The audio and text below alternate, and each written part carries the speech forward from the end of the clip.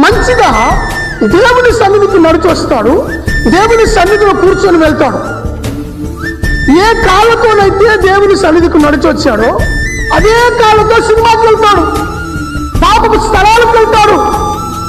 మంచిగా దేవుని తన నోటితో కీర్తిస్తాడు, ప్రార్థన చేస్తాడు, పాట పాడతాడు.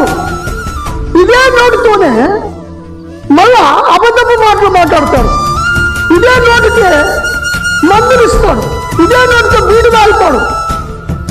మంచిగా ఈ కళ్ళతో దేవుని వాక్యాన్ని చదువుతాడు.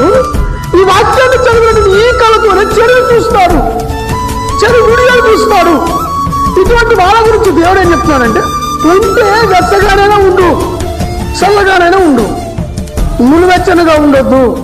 నా అనుగ్రహాన్ని నీవు పొందుకోలేవు, నా నోటి నుంచి నేను నిన్ను ఉమ్మివేయాలనుకుంటున్నాను అని దేవుడు చెప్తున్నాడు. ఉంటే మంచిగా ఉండండి, ఉంటే చెడ్డగానే ఉండండి, అటు ఇటు ఉండొద్దండి.